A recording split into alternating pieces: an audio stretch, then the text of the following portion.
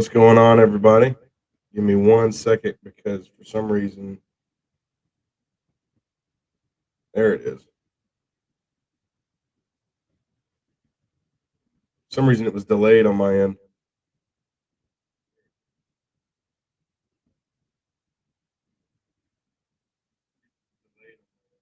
Okay, cool.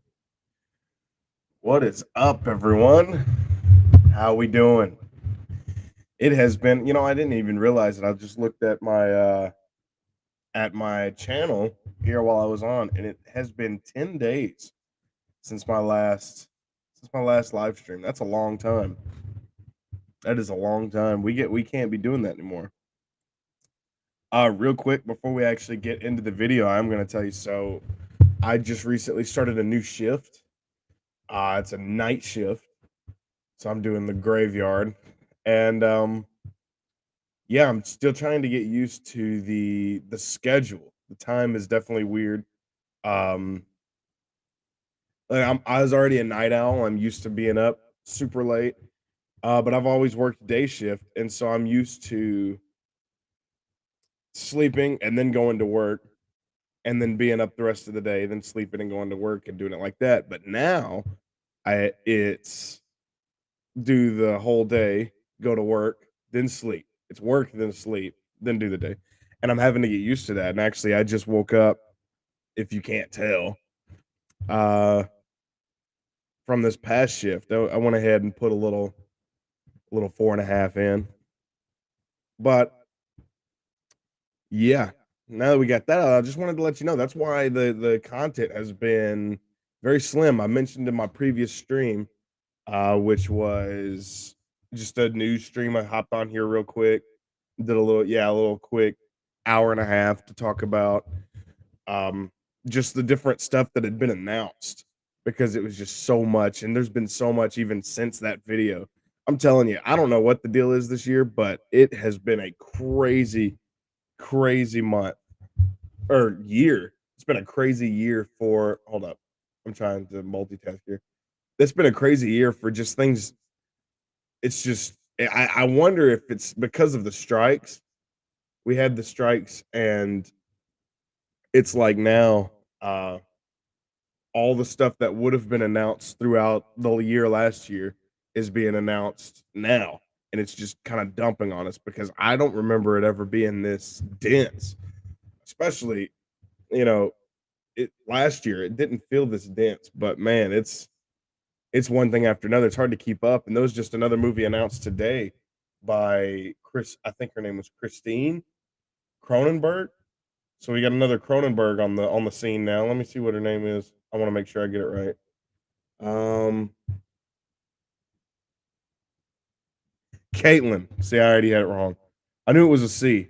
Caitlin Cronenberg. So we have a new Cronenberg on the scene. She's directing, got a new film that's been announced, and I'm telling you, it's just one thing after another. Also, real quick too. So apparently, for those of you who remember my most anticipated video, and I talked about, all the films that were announced for the year that made my list. My number one, actually it was tied for number one, was Ballerina. The Anna de Armas John Wick spinoff. I was so excited for it. And apparently now it's been pushed. It's still coming out this year, I think. If I'm right, I still think it's this year. But it's been pushed all the way to the summer, I think. It's July or June now. Let me make sure. I'm gonna check it real fast.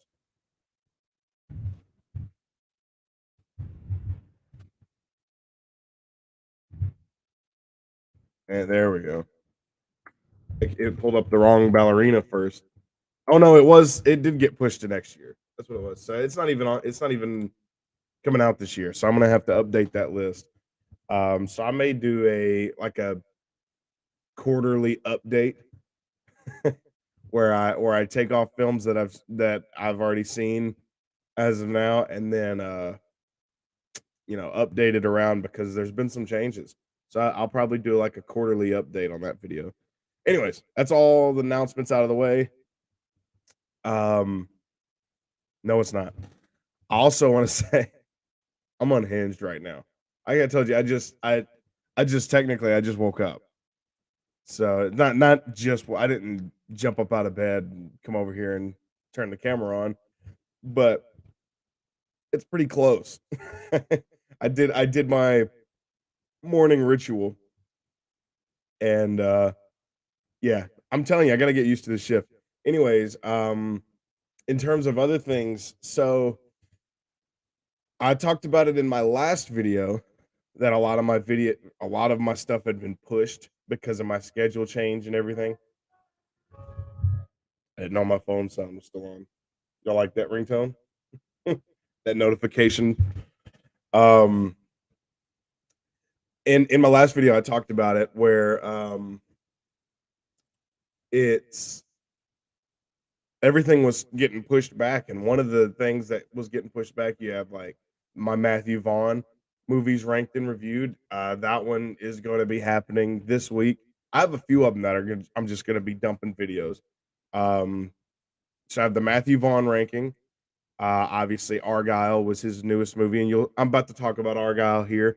I'm gonna try to limit how much I talk about it since it is gonna be in the Matthew Vaughn ranking and review. So, but I'll talk about it a little bit here. Um, but yeah, you had Argyle for him, and so I'm gonna have that ranking and review. You had obviously now we have I think his name is Denis. I think it's how you say it. I've always said Denis Villeneuve, but I've heard other people say Dennis. So I don't know if I'm in the wrong or if they're in the wrong. I'm just gonna stick with Denis right now until I know for sure.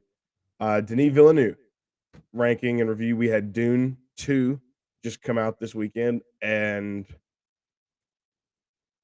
I think I'm gonna save my thoughts about it for that video. I debated giving Dune its own video, so we'll see. That might still happen.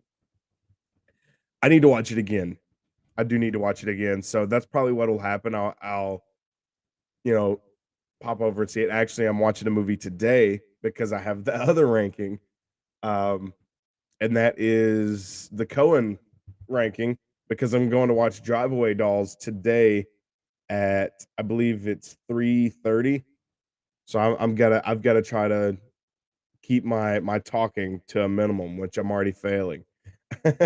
So I have the Cohen ranking, I have the Denis Villeneuve ranking, I have the Matthew Vaughn ranking coming out.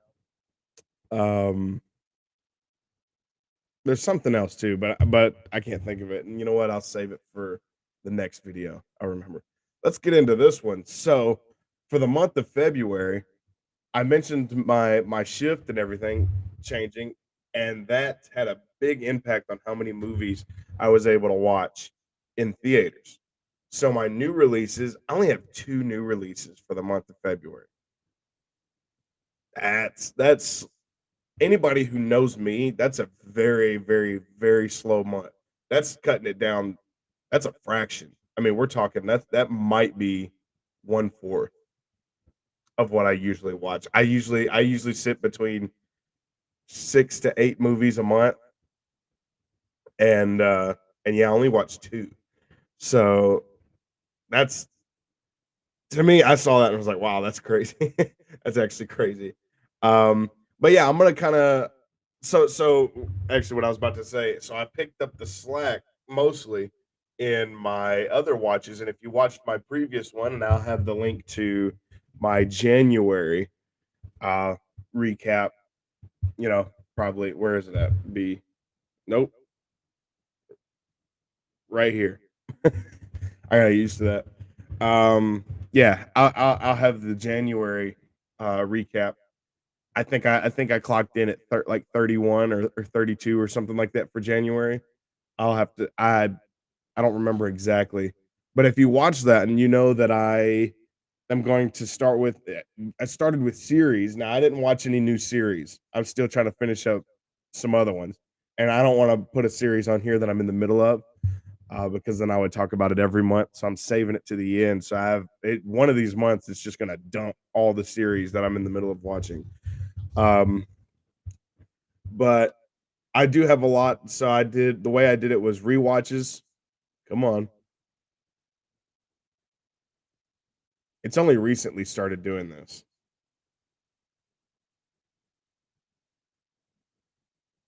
This is absolutely crazy. I didn't even move, I don't think. Hello? Camera. There we go. Crazy. Anyways, yeah. New watches. It's rewatches of older films, films that I've seen before, but I'm just, throwing back on to watch again. And then which I have 2. I think I have 2. And then first time watches of older films, which I loaded up on this month. So there are a lot of movies that I watched this month for the first time. Some of these are big films that it's gonna be kinda like, "Whoa, you had this is your first time seeing it?" And then some of these are a little more niche, and so I'm excited to talk about them. And I'm just gonna jump right in, and for sure, let me see, 2 of these, I'm gonna keep kind of my commentary about them to a little bit more of a minimum because I'm gonna dive into them more, and you'll know which ones I'm talking about. And I'm gonna kick it right off with Stardust. Oh, hold up. You know what? Let me do this. Pretend you didn't hear me say it. There we go. Stardust. This is the and I'm gonna go in order of I'm I'm I'm r- just gonna go in order of my ranking of them. I didn't really just sit down and rank these, but I'm just gonna kind of pick through them. And look, I'm just gonna keep. So this is my, like I said, I'm gonna keep my commentary about this one to a minimum because it is gonna be in my Matthew Vaughn ranking. So I'm gonna save most of the meat for it for that video. This was a video or this was a movie I was kind of hyped a little bit to check out. But I kind of went in with tempered expectations because, like, I'm just gonna be honest. This isn't a genre. This isn't a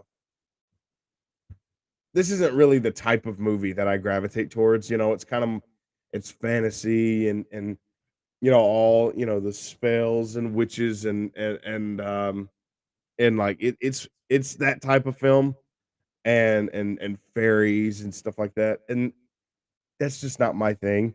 I think Lord of the Rings is probably my only exception, and I could be wrong. I maybe there's another one that I'm not thinking of, but I'm pretty sure Lord of the Rings is my only exception. This is not a type of film that I enjoy too much. But I was kind of hyped to check it out. It's got Robert De Niro and obviously Matthew Vaughn. It's cool seeing Charlie Cox, pre Daredevil. That was kind of interesting to see. Um, but yeah, it's exactly what I expected out of it. I'm not like I said, this isn't my type of movie anyways, and so it was exactly what I expected it to be. It's a good version of it. There's some good moments here. Robert De Niro was my favorite part. Um, but if you've seen the film, you know that doesn't make up very much of it. So at the end of the day, it's for what it is. If you're a fan of this type of movie, then you'll like it. If you're a fan of this type of movie, I don't see it not working for you. But for me, it's not my genre anyways, or subgenre, or whatever you want to call it. And so it was never gonna work for me on a just crazy level where I'm like, whoa. Unless it's like I said, Lord of the Rings level, I'm probably not gonna be huge on it. But for what it is, I think it was one of the better ones in that genre. It's not a film I'll ever rewatch. Um, so yeah, I don't want to get too in depth. I'm trying to kind of tiptoe around it because I'm gonna go in more in depth for the Matthew Vaughn video. Next up, this one's a weird one. We got Basket Case. This has been on my watch list for probably 3 years now. I am a huge what? There we go. Press the wrong one. I am a huge obviously, I'm a horror fan, everyone knows that's my 2 things is Batman and horror, and, this is a horror film, and one of my I'll say, in my love of horror, one of my favorite worlds of horror, if you wanna call it that, is the '80s horror. It there's just something about it that it's weird because I wasn't born in the '80s. Um, I scraped into late '90s, and so this was a world I didn't grow up in, and but for some reason, '80s horror in particular just always makes me nostalgic for the '80s. It's weird. I'll watch these films or especially one of the ones that really does it for me is Friday the 13th, where I'm watching it, it's just like, man, the '80s looked fun. And so I would this one's been on my list for a long time. And so I finally got around to checking it out. This is a weird movie. This movie is weird. Um, I for those of you who don't know, it kinda I don't wanna get too in depth because I don't wanna spoil anything. As per usual, that's my usual side. I mean, it's I think it's '80s, it might be '90s. Let me see, is this '90s? No, it is okay, it is '80s. It's well, get back up here. It's, no, this is one of those where it's, like, ultra low budget, shoestring budget, I believe is the term for that. Um, and you can tell there's no budget on screen for sure. There's some decent effects, I'll give them that. If I'm gonna say something positive about this, here's the positives. I love the portrayal of New York, how run down and dirty and grimy it is. It's a very cool portrayal of New York, and there's some shots where, especially like in the opening, where our main character is walking down the sidewalk and you're just getting to see the world of New York in its time. Really cool, and I like that a lot. Um, the the effects are definitely a positive. There's some really good puppet work, and I'm trying to not spoil anything. And there's some good gore here, but for the most part, I think that's it for actual positives. I guess like the tone was kind of fun. Um, but if we're gonna actually talk about this as a film, the quality on display here is not very good. Outside of some gore that I've already complimented, this is a film that when you watch it, you can this is one where you see the no budget and that the acting is the main thing. There is some just absolutely bizarre moments of acting and line delivery and even some ADR where I was just like, "Are you serious?" I was like, "Are you serious right now?" It's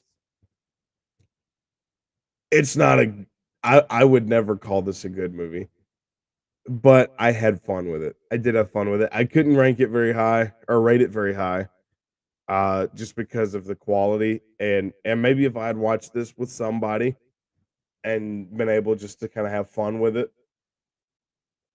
with someone else, then maybe that would have affected it a little bit. Let me get some light on me a little bit. Maybe that would have affected it. I don't know. But watching it by myself in the middle of the night, this is a weird one. This is it's a I don't put it this way. I would not know who to recommend this movie to. This is the type of movie where I've watched it and now it's in my arsenal. I have it as a movie that I've seen. And if somebody was like, recommend me something, I want some recommendations. This is not one I'm gonna think of. This is not one of my go-tos unless they say, give me the schlockiest, low budget, goofy, terrible quality movie. Give me one of those. This is what I'd give them. There's some great moments actually. There's some moments where I was having a great time. Um, but for the most part, it's Like I said, I wouldn't know who to recommend it to. Next up, again, we're just keeping along the same lines here. We got another 80s slasher this time, and that is The Prowler. Now look, I just talked about Friday the 13th and how much nostalgia it gives me. Um and I feel that way with most of the 80s. Most, I won't even say most. Let's say a lot. A lot of the 80s horror, even as bad as they get, there are some of them that are absolutely horrendous in quality that I love. Um this is not one of those. Um and again, this is kind of the same way I feel about Basket Case, where I don't know if maybe the way I watched it, the time I watched it, who I watched it with would have changed it. But again, this was just me watching it in the middle of the night, and yeah, it's another 80s slasher, and it's not my first pick if I'm gonna watch another 80s slasher. If I'm like, I'm in the mood for just a good old fashioned, I'm saying it a lot, 80s slasher. You could probably make that a drinking game for at least for this section of the video. Um, but if I'm in the mood to watch one, I have at least a couple dozen that I'm gonna watch before I watch The Prowler. It's not bad, and again, if you like slashers, especially from that era, I think this was 81. If you like slashers from that era, by all means, this is another good one. There's some good kills here. I mean, that's what we go for. There's some good kills. It's a decent killer design, and I like his again. I don't want to. It's silly saying I don't want to spoil a movie from the 80s, but I'm when I'm talking about the like movies like this in Basket Case, these are less popular films, so maybe you haven't seen them, and I encourage you to watch everything, yeah, even Basket Case. Um, yeah, and The Prowler, it's just it's again, it's not my first dozen or 2 choices for if I'm in the mood for this kind of film, but, it does its job. It gets in and it's an inoffensive watch. You sit down, you watch it, you can have a good time with it, and then you turn it off, it's like, "Okay, yep, I've seen another 80s slasher. There you go. Take another shot." Alright, almost messed up, getting ahead of myself. Next up, we have this one's an interesting one. We have Redemption. This is directed by Stephen Knight, which I don't think I've talked very much about Stephen Knight on this channel. Stephen Knight is one of those directors that he's someone I wish would do more because I'm very tempted to throw him in on my favorite directors list. Obviously, for anyone who doesn't know, Stephen Knight's most popular for definitely for Peaky Blinders. I mean, he's the director, for Peaky Blinders. I mean, and you get some amazing, amazing cinematography in that show. I've said it 100 times. Probably if I had to dial it in and say pick what my favorite look is, my favorite looking media, I think the cinematography in Peaky Blinders is probably my favorite of all time. Now that would maybe that's a video for another day and just have a battle of the cinematographers. Uh, but yeah, Stephen Knight, and if you look at his films, he hasn't done very many, and actually, I think I'm only thinking of two. So yeah, he's only done three. He's only done three movies, and I've seen two of them. He also did the show Taboo. I don't know if anyone ever watched Taboo. It's Tom Hardy. I think there's only one season right now, and that's a really cool show. It's a weird show, but it's really cool. And again, you just get to see Stephen Knight's mastery as a director. whether or not you like the show, because Taboo is a very weird show. It kind of dives into some very weird areas and involving Tom Hardy's character. There's some off-putting things for sure, especially regarding the the main female character and her relationship with Tom Hardy's character. But yeah, if you watched Peaky Blinders, you watched Taboo, which is going to be less people have watched Taboo. You know, this guy knows what he's doing behind the camera. The other film by Stephen Knight that I really love is Lock. That's a movie. Again, Tom Hardy. He's popping up all over the place. Um, where he works in construction. I think he's a and the word is escaping me right now. The people who oh, what is the word for it? This is one, if I wasn't doing it live, I'd be trimming all this out. Anyways, I can't think of what the word is. It's gonna hit me in the middle of another sentence. He's in construction, we'll just say that. And he's driving home for Christmas, and you're watching this guy drive home, and the concept of the film is he's in the middle there he has a conflict, a major conflict, life-changing conflict that he you watch him deal with in real time. It's a very cool concept for I'm not even talking about this. I'll get to Redemption or Hummingbird in a minute. I'm talking about Locke right now. I've never talked about Locke on here, so but you're watching him deal with this conflict in real time as he's driving home for the holidays, and he has a major decision to make in a certain amount of time, and you watch him process it. It's a brilliant film. If you're in the mood for something different and something that's kind of unorthodox and strange, because the whole film is Tom Hardy driving, and you don't get anything else. There's no other actors. You hear voices of other actors because he talks on the phone and stuff, but it's Tom Hardy on screen the entire runtime.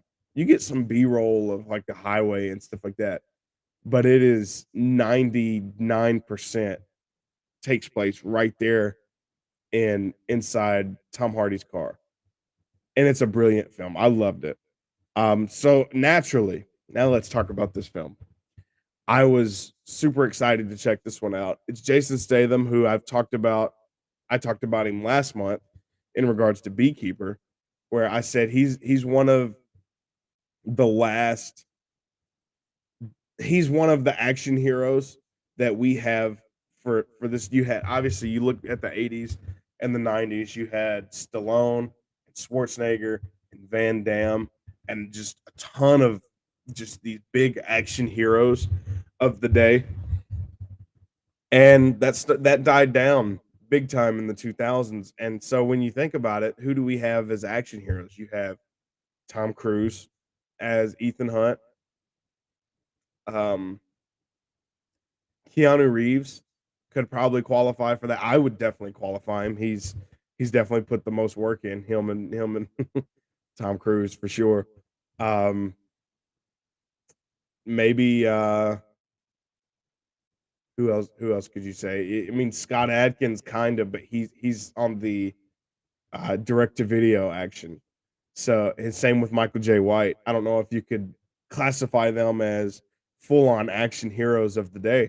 Jason Statham would absolutely qualify. Like I said, that's I mean at that point you're just going, all right, do they count? Don't they count? Jason Statham absolutely does. And so he's one that I've loved since I was a kid. He used to be him and Stallone were my favorites at when I was little. These were my two those were my two guys. And anything they were in, I wanted to watch it. And that's kind of carried over. I love Jason Statham. I love his comedy work and his drama work. And this is very much more in line with his drama work. You get a little bit of his action stuff in here. You get to see glimpses of it, but this is mostly a drama film. And I was pretty shocked by the reviews on this one because when I watched it, I liked it a lot. A lot. I mean, you can see well, it was, I just completely jumped ship on that thought. Um, yeah, it's a really cool film. So what basically the concept here is you have this ex-soldier who is down on his luck, and he starts making some changes. And again, I'm not going to spoil because I think some of these films are probably lesser known. I wouldn't say this one's unknown, but it's probably not been seen by the general audience. I'll say um, a lot of the general audience. So I'm gonna keep spoilers to a to a minimum. If I'd hope none. Um, but yeah, and he kind of he decides to make some moves that maybe they're questionable, maybe they're not. That's up for you to decide. And yeah, it's just a really cool film where you're watching Jason Statham do something that he normally doesn't do. Where it's more of a drama than anything, and you get to watch him deal with love, which maybe if I was talking more in depth for just this film, maybe I will do like a Stephen Knight video, and I'll go more in depth details on this one. But you get to watch him deal with love and relationships and um heavily immoral stuff, and you get to watch him toe that line between what what do you intervene on and what do you just kind of look the other way on. And there's some crazy implications here.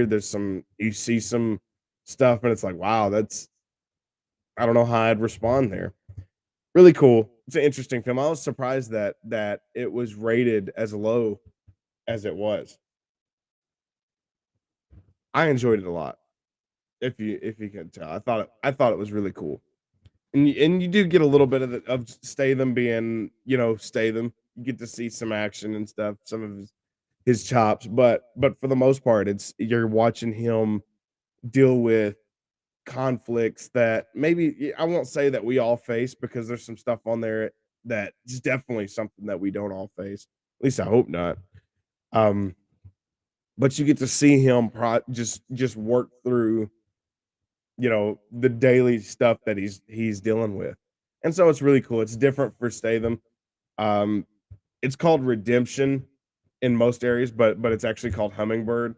It's a weird one. There's two different titles. I don't know if it was called something else when it was released, and I don't know how the title works because right there you'll see it as Hummingbird, but then it's titled Redemption. If you don't click on it, it's very weird. It's on Netflix if you want to check it out. All right, next up we have this was a first time watch. This was crazy. Again, another one that's been on my watch list for a very long time, and that is 30 Days of Night. Now, other people have said it, and I'm just gonna absolutely parrot what I've heard other people say.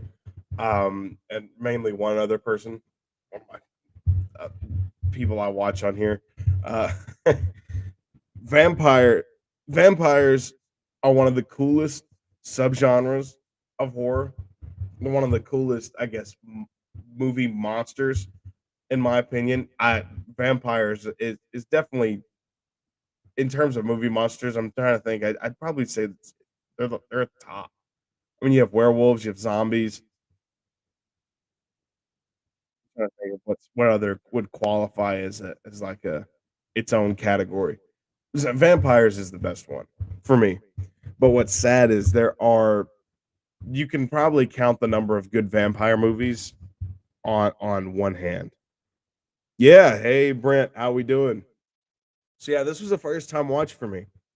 It's been in my watch list again, kind of the same way with Basket Case. This has probably been in my watch list for about 3 years that I've been just kind of sitting on this film, and I finally got around to watching it, and this is a cool one. Like I said, I think vampires are the coolest, and Twilight killed them. Where we don't get any good vampire films, and it's like you had Twilight come out, and it romanticized where it was like, ooh, vampires are sexy and they're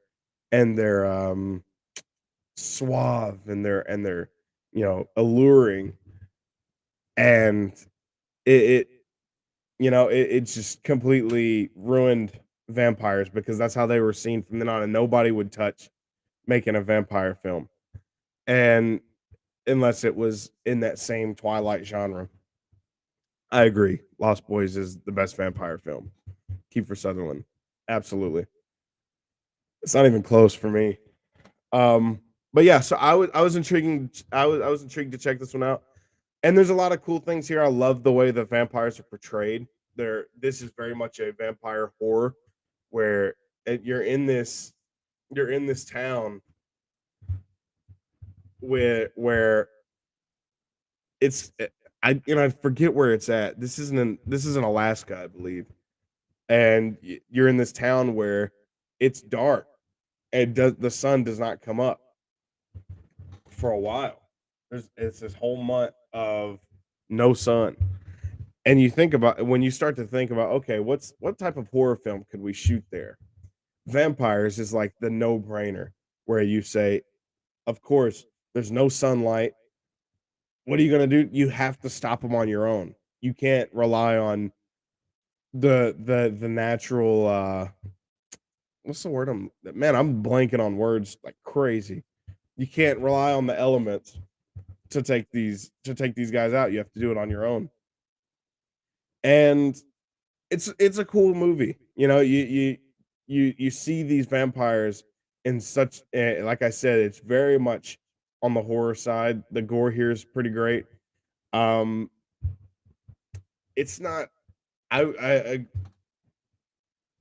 it's not fantastic. I liked it a lot, but I this is not a film that I'd be like, "Oh, this is amazing. Vampire movies are back. This is one of the best." I wouldn't say that. It's got that early 2000s look to it where a lot of horror films were shot the same way. Um, where and I actually talked about this in another horror film review that I filmed and didn't get to post, which is a lot of fun for me. It's like a 3.5 hour video where I'm doing a tier list of a ton of different horror films, and yeah, and it looks like I might have lost that video. We're gonna see what happens. But yeah, I talked about it in that one regarding a couple of other films where it's just got this early 2000s look. It's hard to explain. There's like this glossiness on the camera, on the lens, where it looks like I think I don't remember what film it was where they rubbed Vaseline. I think it was Scream 4, where they rubbed Vaseline on the lens to give it a certain look, and it doesn't look good to me. And it's a lot of shaky cam. You get a lot of the up close stuff that they were doing in the early 2000s, and that brings some of the enjoyment here down. The pacing is kind of weird because it kicks off with a bang, and it starts getting high octane, high octane, high octane, and then it hits a spot where it kind of lulls. When they hit this attic, and it just you kind of sit around waiting for the next thing to happen, and then the third act happens. And it was like the structure of this one was weird, where you're watching it and it's moving along great. You hit it's This is kind of like if you had an act one, act two, and act three. You had act one. I don't know how long the film is, but you had act one was, you know, 40%. And then you had act three is 50%. And then act two was 10%. And that 10%, yeah. Gotta love it when they lube the camera. I'm gonna leave it to you to take it that way. But yeah, and yeah, that second act where it's like I said, it's like a 10% little lull in the middle before they come up with their next plan, and it's just it that I was ready for. I was like, okay, let's go, let's do the next thing. You built it up, and now we kind of slammed on the brakes to sit around and wait on something to happen. Again, like I said, it wasn't that bad. It wasn't like I was like, "Oh, this pacing is terrible." Again, I liked it a lot. I still gave it, a decent. I think I gave it a 7 out of 10 or something like that. I still really enjoyed it. It goes in places where I was like, "Oh, wow. I'm surprised they went there." And regarding one of the vampire kills, I was pretty shocked. I was like, "Okay, they went there." Um, I won't get into details again because I encourage everyone to go watch these. I'm not gonna be the one to spoil it. Next up, I just mentioned him talking about 80 or not 80s, talking about action and action heroes. And this is a guy that I love and I wish he would get more mainstream acclaim. And that is my guy, Michael J. White, Blood and Bone. This is, again, I don't know if you'd call this one direct to video. I don't know if this had a theatrical release or not. Um, I probably could have looked that up beforehand. I'm not sure. Um, but yeah, this is follows the character Michael J. White's character, and everyone. It seems like if you're into action movies, and watching fight scenes and stuff like that, you've probably all seen the opening scene in the prison where Michael J. White, is about to get shanked, and he fights off all the guys. It's like that was the scene that I had always known about. I saw it. I couldn't even tell you how long ago, and so I knew this film for that opening scene because I had seen it everywhere. And so I finally got around to checking this one out. Again, this is a watch list baby where it had sat there forever. And it follows Michael J. White's character who, he's an ex-con. He gets released and he starts it's left as a mystery where he's doing I don't think it's much of a spoiler to say he gets out and he goes to kind of this. It's not really a halfway house, but kind of where he's kind of making it that thing. And he kind of moves into this place and he starts. He's like, I gotta make some money, and he starts fighting in this underground fight ring, this fight club. And he attends and he watches and where they're fighting and they're betting on who's gonna win and stuff. And he starts trying to find his way in to get in and start fighting and making some money. And he's got an agenda, and you don't know what he's doing. You can tell he's got a plan, and the whole film you're trying to figure out, okay, what's this guy up to? What's his real reason for being out here? He's not just doing this for the fun of it, and you can very much tell. So what is he up to? And this is a really cool movie. If you're into the direct to video action where the action is very much the reason you're there, where it's like, okay, we know you're not here for the plot. We know you're not here for the acting. Let's just get in here and watch some cool fight scenes. This is probably one of the better. Again, like I said, Michael J. White and Scott Adkins are my two favorites when it comes to direct to video. And this is probably one of the best Michael J. White. And it's obviously one of the most popular as well. Um, and yeah, it's a really cool film. There's some twists there's a twist in here that I was wondering about, and I was kind of, I was on the trail, but when they reveal it, I was like, oh, if you'd given me some more time, I probably could have figured that one out. But at the time, I was like, well, that's a pretty cool place to take this. And what's weird is I when I described the film, I'd only described half of it because there's a whole second half. There's a whole second layer to this film where that's where I think it's kind of its biggest downfall. It tries to go a little too big, get branches off a little too much. You probably could have got away with this just being a Fight Club movie, kind of like what's what is it Bloodsport with Van Damme, where it's a Fight Club movie, and you're watching him just go through the ranks and beat all the best fighters. You probably could have done that here, but instead they choose to take it in a whole different direction. And while I think there's some elements of that that's pretty cool, I think they probably could have dialed it back. It probably would have served it better just to the sim the simplicity probably would have helped. But as is, it's a movie I enjoyed a lot. This is right up my alley. I love just the schlocky action films, and that and absolutely delivered. Speaking of action films, we're just gonna why are you not doing anything? We're just gonna keep it right along here. This is a little more niche, I think. It seems like it anyways. I most of the circles that I'm in terms of film discussion, I rarely see this one and a lot more that are in the same line. I rarely see discussion about these. And that is Headshot. This is I think you say his name. I think his name is Iko Uwais. I think is how you actually pronounce it. It's like Uwais. Uwais. Look, this guy, he is. I mean, obviously, if you don't know, he's the biggest face on the poster there. He is, in my opinion.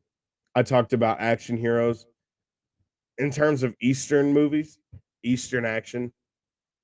He is probably the best. Obviously, he's most known for the Raid movies. He's in another fantastic film called The Night. I think it's The Night Comes for Us. Fantastic action movie. One of my favorites of all time. Um, he's in a ton of these movies. The Man from Nowhere and all kinds of movies that were just in this huge string of Indonesian action. And this is one of them. And it's very good. It's one of those movies you watch it, the action is top tier. And it's again kind of what I just said about Blood and Bone, where with these types of movies, a lot of the times they know what you're here for. And I know this. I don't know how to pronounce this director's name. I'm not even gonna try. Um, he's got a weird name. Here, I'll just let you see it right here. Oh, you can't see it. Look at that. That's weird. Can't see it. You can see it kind of right here. Look at that. That's his name. Timo, however you say it. This guy, he's direct. I mean, you can see it right here. He's directed a ton. I mean, obviously, he's done some of the shorts for VHS, but there it is. Night Comes for Us. He did a short for ABCs of Death. Ugh. The Big Four, which we'll be talking about later, and just yeah, this guy is he is again. He's kind of alongside people like Gareth Evans and just this and it's actually Timo. It's like a director duo because you have the other guy, and I'm blanking on his name too. I probably wouldn't know how to pronounce it. Um, I'm just gonna be upfront with that. But these guys know what they're doing. Like I said about Blood and Bone, the action is what they know everybody's here for. Everybody's here to see the action, and the action is on full display. This one for me is of those, it's probably one of the least entertaining. I'd say probably the story here is not quite as engaging. The action's not quite as inventive as the other ones that I mentioned. The Night Comes for Us again is one that set the bar so high for me that obviously this one I went into this one watching it like, all right, let's go, let's get another awesome one. And I was like, yeah, it was good. That was really good. It wasn't amazing the same way that The Night Comes for Us was, but it was good. You follow Eco's character who there's a mystery involved with this one where he's again I don't want to spoil anything. He's there's a mystery, especially involving you can see my mouse here. This this chick right here and the other guy, there's a mystery where you're trying to figure out, okay, you know, where do they stand and everything, and you get a really cool scene, probably the standout for me on the beach or on a beach where you have the kind of the fallout here, and you get some really cool parallels and everything, the way they choose to do it. It's a really cool movie. Again, it doesn't hit the height of something like The Raid 2 or which because 2 is so much better than 1 in my opinion. It doesn't hit the heights of something like Raid 2 or The Night Comes for Us, but it is very much a solid action movie. So anyone who loves action, especially if you love Eastern action or you wanna just give it a shot, you can't go wrong here. You cannot go wrong here. Let's see what's up. There's gonna be another one on here. I'm just gonna let you know. Spoiler for later. We're gonna have another Indonesian. This one, hold on, let me see. I don't wanna say this too early. Okay. There's a couple of these on here that's like, if I was just to tell somebody, "Yeah, I've never seen that." It's like, "What? You've never seen it?" And I actually have had that conversation where it's like, "What? You've never seen this movie? How have you not seen this?" This is one of them, and that is Uncut Gems. This is Adam Sandler's big dramatic role that was, I think it was up to win Oscars and everything, and it probably should have. I don't know the whole story around it and stuff. Look, there's nothing new that I'm gonna be able to say about this movie that you haven't heard already. It's absolutely a masterclass in building tension and just suspense where you're just it's from the get-go. I mean, as soon as the movie starts, there's a very tense scene in this diamond shop or in this jewel shop, and it doesn't let up. It stays tense like that where the rest of the movie you're watching Adam Sandler's character make decisions and you're like, "What are you doing, bro? What are you doing?" Kind of give you a quick rundown. You have Adam Sandler's character who is he owns this jewelry shop. And again, I'm not gonna say anything. Even though I'm way late to the party on this movie, I'm still not gonna spoil anything. And he owns this jewelry shop and he he has some very difficult customers. He has some very and there's a couple of different moving parts, a couple of different threads. He has the one guy with the watches that he's got to deal with that. He's got the one with the NBA player, and I can't remember what the guy's name is, but he's dealing with that one, and he's got you know people that he's borrowed money from that he's dealing with that, and there's so many layers, and every one of them are providing just another level of tension. And so basically, the plot of this movie is he's got some money to pay. He's got some debts to pay off to some shady people, and he gets this gem. And I don't remember where he said it was from, but it's this very rare gem. And it comes in and he sees it as okay, this is gonna change everything. It's gonna allow me to pay these debts off and it's gonna, it's gonna be good for him. But at the same time, he's also a chronic gambler. He's a chronic addiction to gambling. And you watch this film, and that's it. That's the end of my synopsis there. You watch this film as he this whole film is him being faced with certain decisions that he has to make, and they're very important decisions, and you're just watching his process for how he what he chooses to do. And this is an extremely tense film with a wild ending. It's a great ending. Um, and again, this is a film, like I said, I was late to the party. I mean, I just watched it. I think this was 2016. It was huge at the time. Like I said, there was so much Oscar buzz around it. And look, I don't know what did end up winning over this. Adam Sandler, absolutely, at least deserved being in the running. I I I I don't know what he was up against for 2016. I'd have to look and see. Um, but yeah, he absolutely deserved to be nominated. Whether or not he should have won or not, I don't know. I'd have to look and see what did win, what else was up. But yeah, he absolutely at least should have been in the conversation. I think he was. I remember the buzz around this one. But yeah, this is one again, I avoid spoilers as best I can for everything. Everything. And so even films like there are other films on this list that you'll see that are even much older than Uncut Gems that I avoided all spoilers on because I knew, okay, I'm gonna watch this.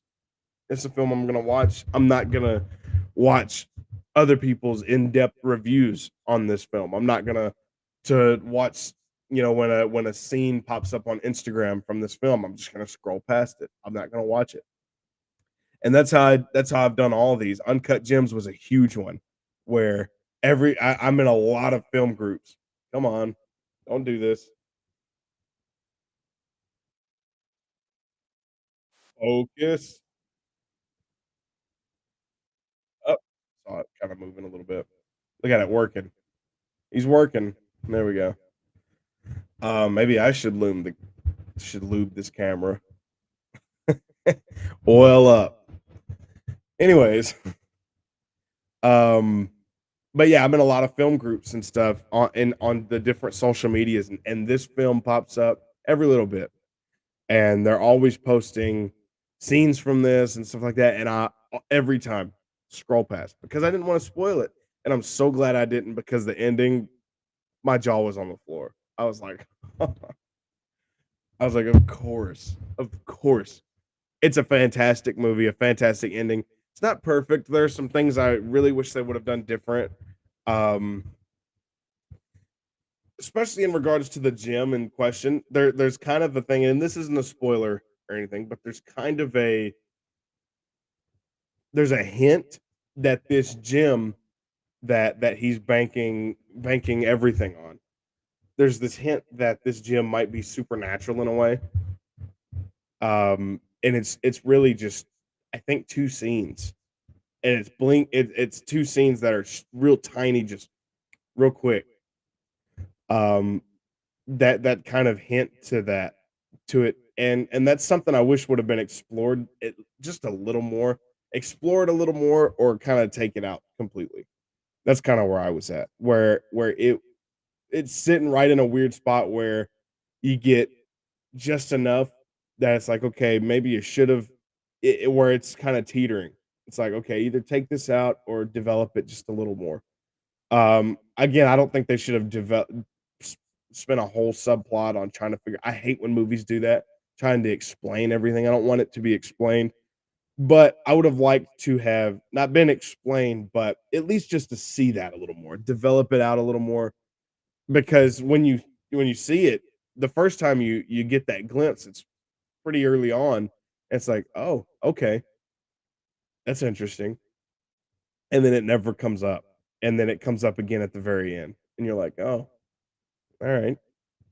I would have liked to have known a little bit more about that. Let's not in an explanation way, like what does it mean, but just kind of diving in to that side of it a little more. Um, but maybe they did do that in the script or something. It just didn't work. I don't know. As is, it's great. But if I had to complain about it, and if I had to lobby some kind of complaint, that would be it. Next up, we got a classic, and I'm gonna talk. All right. Let's just get into it. We got Bird on a Wire. Look, I'm gonna be honest with you. This was a lot of fun. Again, I talked about that 80s fun, and was this 80s or 90s? This may have been 90s too. This was 90, so it just barely missed 80s. It still kind of feels 80s. And yeah, you have the story of you have Mel Gibson's character, who is yeah. I'm not gonna say anything about this one either. This is one that kind of operates on a mystery where you're learning a little bit, little bits by bit. So I'm not gonna say anything. You have a very fun dynamic here. This is a very fun dynamic.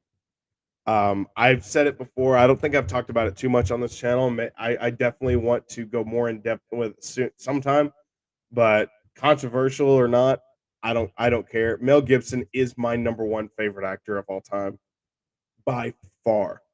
It's not even close. There are some others that are contenders, but where you for me it's like my first place with Mel Gibson, and then there's a nice little bit of a gap, and then you get the rest of them, and then everybody's fighting for. Then I have a few that's fighting for second place. De Niro would be on that list, fighting for second place, and so Mel Gibson has been my favorite for a very long time, and he'll always be my favorite. I think this guy has been. It, it, I don't want to get too much into it in this video. I would like if I'm gonna talk about Mel Gibson and his merit and the stuff that went down with him, I definitely want to dedicate its own video to it. So yeah, Mel Gibson is my favorite actor. It's not even close. He can do it all. He's proven it time and time again that he can do it all. He can do comedy, and you get a little bit of that here. He can do action, get a little bit of that here. He can do drama. He can do the heavy emotional stuff, which you see in something like Signs or The Patriot, where he's taken on a more emotional thing. He can also just do weird stuff where he's got weird ticks. His personality has got weird ticks. You look at something like Conspiracy Theory with Julia Roberts, where he's a guy with a broken mind, and so he's kind of creepy, he's kind of charming, he's weird and he's cool and he's got a lot of different layers to him. And Mel Gibson is and he's a master at bringing layers and stuff to a character where there's so many different things you could unpack about a lot of his characters. I mean, he kind of got exiled to the direct to video action for a while. It seems like he's kind of starting to come back a little bit with people like with films like Dragged Across Concrete and stuff like that have come out. But look, this guy he's my favorite. And even if he wasn't my favorite, I'd still say he's one of the best. But he's one of the best to ever do it, and he just so happens to be my favorite of them. He's my number one actor. And here he is. He's just so fun in this film. This is one of his films where he's just bringing such a fun kinetic energy. He's very funny in this one in an odd way, where you have Goldie Hawn's character, who the rapport is fun. Where you've seen it a thousand times, where they're reluctant to be together, but they're having to just work through it, and you see it, but it's done differently here in the fact that Goldie Hawn doesn't want to be here. Mel Gibson loves it, and so you get him, and he's playful, and he's got this fun little banter that he's got going on, and he's driving her crazy, and that makes for a very fun time. This isn't highbrow cinema. This isn't something that you're gonna watch and it's gonna change your life. It's just a good time. It's a 1990 action rom-com, you know? And you get to just sit back and have fun and watch a pair of lead actors just have a blast together. Really, really fun. There's in particular there's a scene where they get to a hotel that really had me laughing. I was laughing pretty good. The comedy there was just great. Next up, this is the other one. This is so I mentioned you had Whiplash. Wow, I just spoiled that. You had Uncut Gems. Then this next one, I just spoiled one of them, and then another one that are just huge movies where it's like, how have you not seen that? And this is one of them. And maybe this is more pop, or maybe this isn't as popular as I think it is, but to me it seems like this is just one of those comedies where it's like you have to have seen it. and that is Juno. Obviously, my you'll see kind of the one that kinda turned me on to watching this one, um, later on, and it's that writer. What's her name? I can't remember her name right now, offhand. Um, name not on here? Diablo Cody. I knew it was something weird like that. I couldn't think of what it was. Yeah. So Diablo Cody wrote another film that's going to be later on this list. You know what it is. We'll talk about it later. But Juno, look, this is one of the big comedies of the 2000s, where you have this story of Juno, um, Ellen Page at the time, now Elliot, but at the time it was Ellen Page, and she is a teenager. She's in high school and she gets pregnant. And you kind of she's got a fun, like an odd, fun, offbeat personality where you can't really pin her down.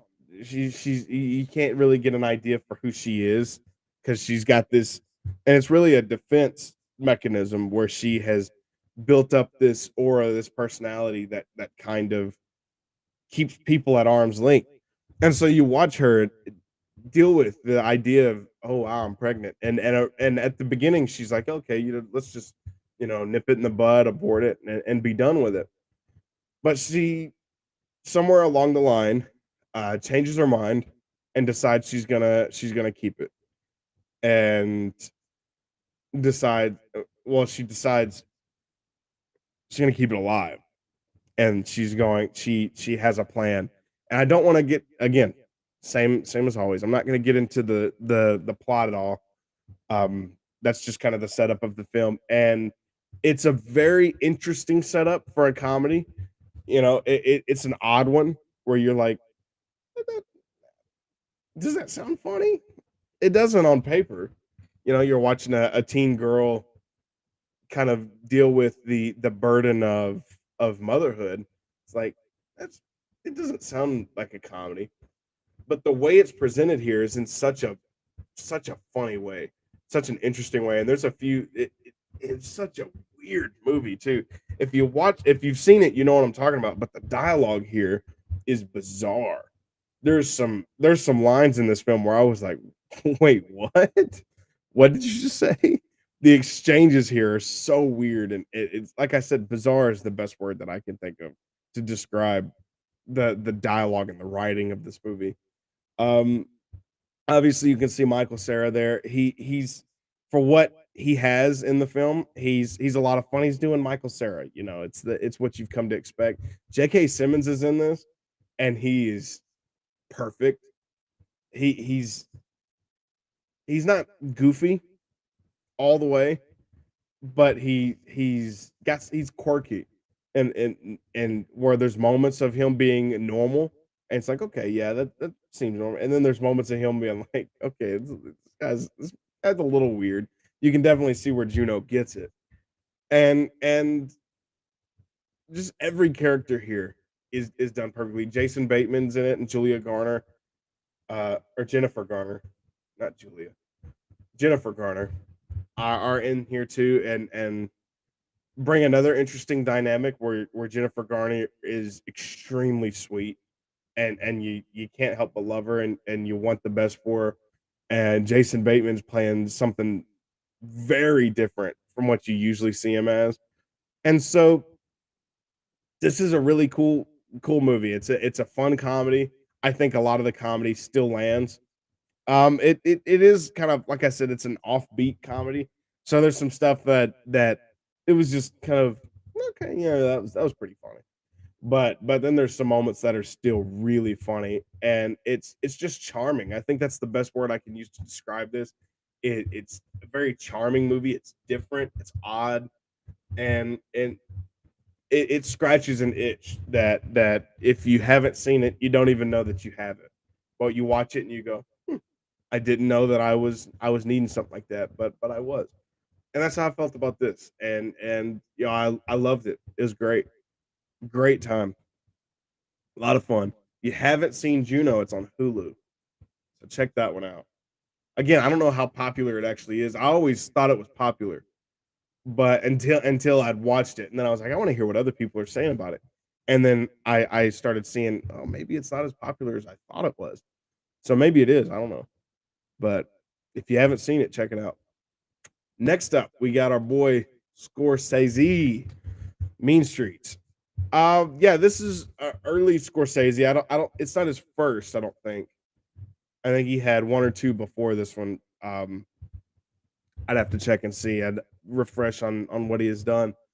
But look, it is early Scorsese at the very least. This is him before he really got going, before his feet hit the ground. I'll say that. And it's interesting. You got De Niro here playing a very odd role. You know, he's not a really a leading man in this one, where he's playing more of the reckless guy. This one's kind of just your it, it's your gangster film, you know. It's what Scorsese would build his whole career on. Um, I mean, you have let me see. I'm blanking right now. Okay, I just wanted to make sure. So I was just needing to make a mental note of something right there. Something that and it wasn't even for the video. It was just something that popped into my mind, and I'd have forgot to check if I didn't do it then. So you got Harvey Cartel, or Harvey Keitel, Cartel, however you say his name, Harvey Keitel, here at alongside Robert De Niro, and basically, kind of what I was saying a little bit with Uncut Gems. You have De Niro, who owes some money, and he's extremely reckless and just lives kind of carefree, and his luck is running out, and you have uh Harvey Keitel, who's trying to clean up his mess. And that's a pretty nice and neat little overview I think I can give of it. Look, this is a really this it's I mean, it's Martin Scorsese.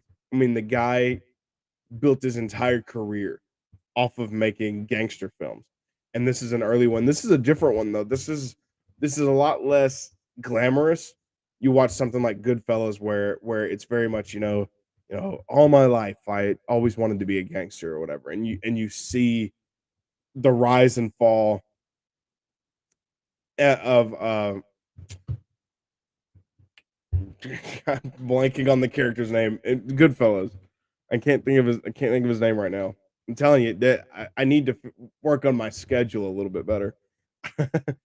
uh, but it's not as glamorous as Goodfellas, as Casino, as or even Wolf of Wall Street. This is a lot more stripped down, a lot more grimy, where this takes place on the very low level, where you had, and I heard someone say it talking about this film, and it perfectly encapsulates it, where you have something like Goodfellas and Casino and stuff, which was the higher class stuff. I kind of quoted, but it wasn't on there. The higher class gangster stuff, where it was like the top 10% of these gangsters. Mean Streets is like the common one, the one the everyday gangsters that you would see, where everybody is just trying to make a buck and get by. Even the gangsters and the muscle, they're just trying to get by. Nobody is rolling in money here. And I mean, we're talking small amounts. I mean, Robert De Niro, I believe, if I remember right, I watched this at the beginning of February. I think he owes 3 grand. I think that's how much he owes. And that's the whole film, is revolving around him and his debt. And if I'm remembering right, I think the amount is 3 grand. And it's like that's what we're talking about. This is small level stuff. This is street level at Mean Streets. And you can see a lot of early Scorsese. It's not by any means, this film is not even close to being at the heights of his other films. And there is another Scorsese film on this list that is absolutely the height of Scorsese. Um, but you can see a lot of the early DNA of what would come to be known, what he would come to be known for. You get to see a lot of interesting camera work, fun. You get just a lot of fun banter and stuff with the characters. And you get just just a very realness. That's the best way to describe it. I think it's just realness, and it's good. I liked it a lot. Again, like I said, it's not top Scorsese by any means, but it's not bottom either. All right, next up, this is the other one in my couple that I said were kind of crazy that I had never seen, and that is Jennifer's Body. This is again, I talked about Uncut Gems being a movie where it seemed like the world, the universe was trying to spoil it for me, and I was just extra diligent. This is the other one where it's like everything, everywhere I looked, there was a spoiler for this film, and I avoid them all. Again, this was one that's been on my watch list for I know since at least 2018, and I've finally gotten around to watch it, and it's great. This in Again, this is Diablo Cody, if I'm remembering right. I don't want to just say things if it's not true. Yeah, Diablo Cody. Um, I kind of did a little bit of a Diablo Cody binge, and it you get. I talked about Juno being very offbeat and it's very funny, but it's in like a cutesy, charming way. This one is like the opposite. It's offbeat and funny, but in a dark way. This is the dark. This is like a very dark Juno, and I liked it. You know, we talked about vampires earlier with 30 Days of Night. This one is a just a different take on a vampire type of story, and to me, this is I liked it certainly better than 30 Days of Night. Obviously, it's towards the end of the list, but this is really good. You know, I'm not a huge Megan Fox fan. To me, she's one that I think had potential. You watch something like I couldn't even say Transformers, but you watch something like this and just some of her earlier work, and it's like, okay, Megan Fox could be great. But it's like she kind of always came across as being just the dumb hot girl in everything. And now she's just gone full fledged weird. And so I don't know.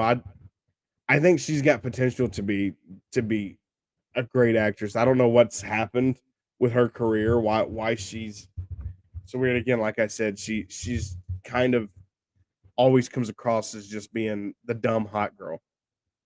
So I don't know, maybe that's her decision. I mean, it's got to be to an extent. I mean, she's picking the roles, but I don't know. It's weird. I think she's really good here. She plays and she kind of plays up that dumb hot girl thing here. But here there's more nuance to it where you kind of get an idea that she's it's all fake. It's all superficial. And you see her she hey, I'm not spoiling this one either. You have her and you have Amanda Seyfried's character are best friends since childhood. And this band rolls into town and they're playing a concert at this bar and something happens and that event changes this town. It completely changes this town and it affects Jennifer in a way that is very interesting and it's that's really all I want to say in regards to the plot. Um it's a very good movie. It's funny, but again, like I said, it's the same way with Juno, just the opposite end of the spectrum where it's funny but it's dark. It's very darkly funny and it's offbeat humor. and like I had a good time watching it. It's a good movie. There's some great scenes in here. Specifically, there's one in a pool at the end. Hold up.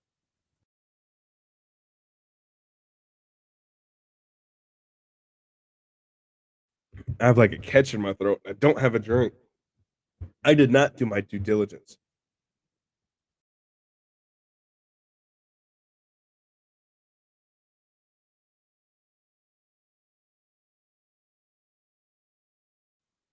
Man, that really got me good. Um, but yeah, there's the scene in the pool. My voice is gonna sound weird for a little bit while I get this catch out of it. There's a scene in a pool at the end. That's shot really cool. There's some cool practical effects, and yeah, it's a very cool movie. I enjoyed it a lot, and yeah, it was a good time. I think it's probably Megan Fox's best by far. From what I've seen of Megan Fox, it's definitely her best. All right, let's see. Next up, I already mentioned it earlier, and that is The Big Four. This is the other Indonesian action film directed by the same guy who did Headshot. And this one is chaotic. This is an absolutely chaotic film where you have this group of four, I mean the big four, and they're vigilantes, you know? And something happens at the beginning, and I'm not saying anything about this film. Something happens at the beginning and it sets the plot beats in motion of this cop character, this girl. You can't even see my mouse. I'm pointing right at her. This girl, and she has a personal vendetta. We'll just say that. And the paths are all crossing. The characters here are so wild and lively. This is a very wacky, chaotic movie. This is not trying to be a serious movie at all. I mean, you can tell by the cover here. It is so over the top. The action here is so much fun. A little long. I felt that it probably could have been trimmed back a bit. I actually ended up watching this in 2 sessions.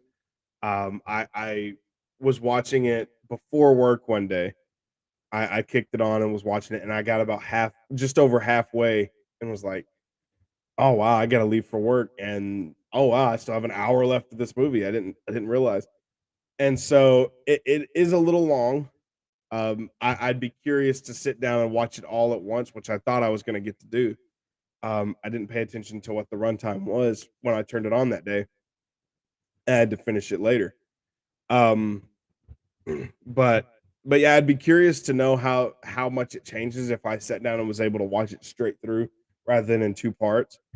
Um, if that would affect it at all. Because as is, I think it probably does need to be trimmed down a little bit. Because there seemed to be some fluff, especially there's a scene probably about a half hour in or so, maybe about a half hour in, that is so weird. It's like, what are we doing right now? They play by different rules. They this type of movie, this market over here plays by different rules than what we normally play by. It's a lot of fun. There's some great action, and it's if you like over the top action movies, especially if you like over the top Eastern action movies, or you're just an action fan and you want to broaden your horizons a little bit, check these action movies out that I'm talking about. These Indonesian action movies, this string, pretty much the raid kicked off just this crazy string of just fantastic action. And so yeah, check these out. But yeah, the Big Four was a good time.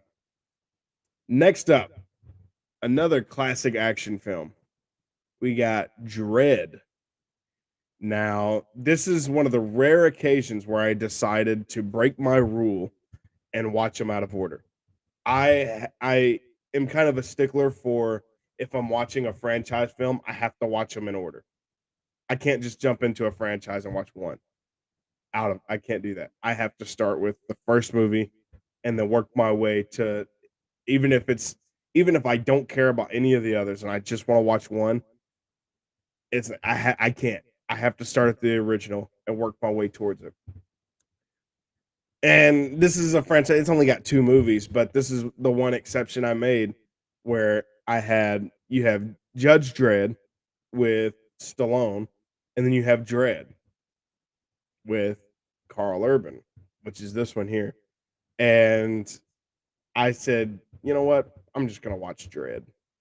And I mentioned it in my previous video where I don't I always avoid renting movies. I'm it's kind of my if I have a red flag, if I ever it sounded very humble of me. Uh, One of my red flags would definitely be that I don't like renting movies. I'd rather just wait for it to be free, even though it's $2 or $3 to watch it, and I could watch it and get it out of the way and finish these lists that I have. And but I it's that's my red flag is I like to just wait for it to be free. And the first Judge Dredd was not becoming available. And I said, you know what? I'm just gonna jump in and watch Dredd. This movie is awesome. Such a cool movie. I love this type, this genre of it's not sci-fi, but it's kind of leans into sci-fi a little bit where you have AI and you have just this dystopian future and stuff, very cyberpunk-esque. I love this genre. You have this one, you have Blade Runner. It's a very slim genre. We need to get some more movies in this subgenre, in this setting, I'll say. And look, this movie's awesome. This is very much it reminded me of Raid. It's got a very the first Raid, um, which I think is the Raid Redemption. I think it's the first one. Where in that film you have this SWAT team, this Indonesian SWAT team that goes to raid this local gangster his complex. He's kind of fortified in this big apartment complex, and they are going to do a raid and take him out, and they get trapped. They get locked in, and they have to survive. That's very much the plot here, where you have the and I'm not going to get so much into the lore of the Dread world, but basically, you know, it's this dystopian future. You have AI, and it's very cyberpunk esque, and you have the police force is is now considered they're called judges because they're everything. The police is judge, jury, and executioner, and so you get judges, and they this film opens up with where you get to see kind of in action what these judges are about, and it's so cool the way this movie opens up. This opening scene is awesome, and you get introduced to this world where yeah, you have these police are judge, jury, and executioner, and it's kind of cool to see that concept explored in a way where it kind of leans where is it right, is it wrong, is it somewhere in between, is it gray, and it it leaves it for the audience to fill it out. You know, it doesn't tell you.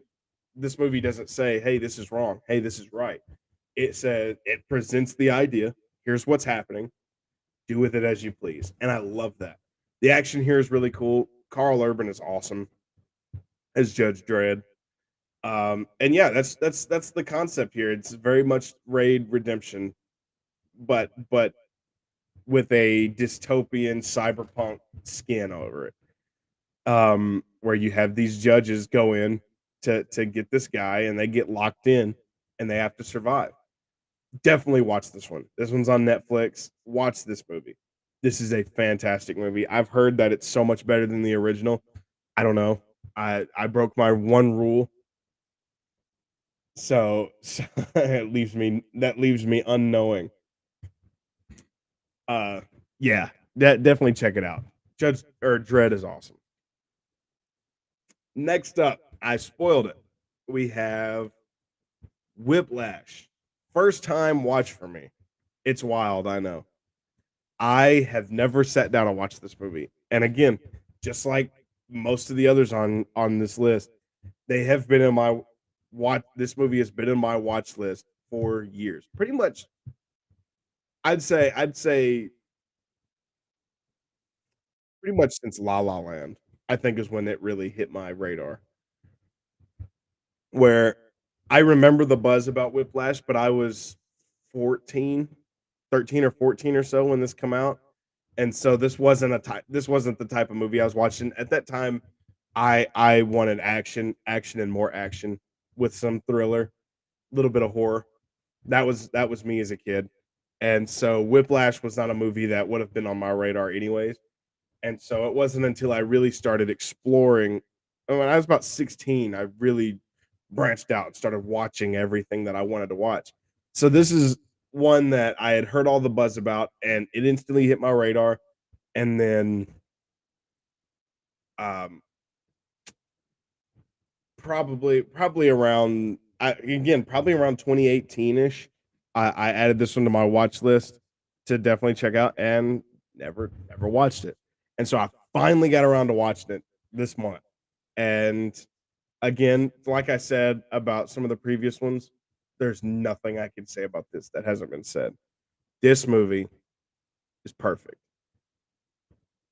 It's perfect. There's not a single thing that I would change about this movie. J.K. Simmons is in top form here. And since I watched this, it's like February 1st or 2nd. This was like one of the first movies I watched in February. And I've quoted it almost every day since. My brother's a drummer and I mess with him all the time where we'll be jamming together and I'll say, not my tempo. I do it to him all the time. I haven't thrown a chair at him yet. So we'll see. I'll let you know when that day happens. Um, but yeah, this is a perfect film. Miles Teller is, I think this was a breakout role for him. I don't know for sure, but it off the top of my head, it kind of seems like if not the breakout, it was definitely one of the breakout roles for him that put him on the map. And look, he's excellent, excellent here. Him and J.K. Simmons play off each other perfect.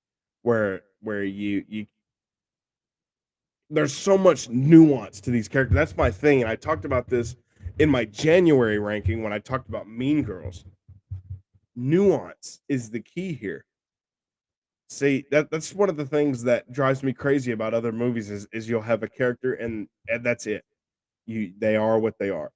And in a lesser filmmaker's hands, done played by a lesser actor, J.K. Simmons' character would have just been an evil mustache twirling villain, a bully. But here, there's so much nuance, and I this film captivated me in a way that probably I won't say the most of any film this month. There's another one, and it's next that certainly had the same kind of effect. And again, nuance. I'll talk about that one next. But Simmons' character here, he is a bully. He is a villain. He's very bad. He's doing things that are very obviously wrong. But at the same time, you get the scene in the jazz club in the it's like the kickoff of the third act. And where it's him and Miles Teller and they're just talking. And you see a side of J.K. Simmons' character where I was listening to reviews and discussions and stuff about this film, and I heard a lot of people that were saying, "Yeah, it was just fake. It was just all a front." You know, he was putting up a front to win Miles Teller's character back so he could, you know, get the last laugh. And I don't think so. And I'm not going to spoil. I'm not spoiling it, even though I'm so late to the party on this film. Uh, I'm not going to be the one that spoils it. Um, he they sit down and they're talking, and again, there's this whole film of events that have led up to this moment that have built up this interaction. And so I'm not gonna get into that. But they're talking, and you get to he he starts talking about his motivations and what drives him and what he thinks about when he does the things he does. And like I said, I heard a lot of reviewers and a lot of discussions where they said it was just he was putting on a front, it was fake, it was a mask, it was a honey trap, and I don't think so. But that's the beauty of it.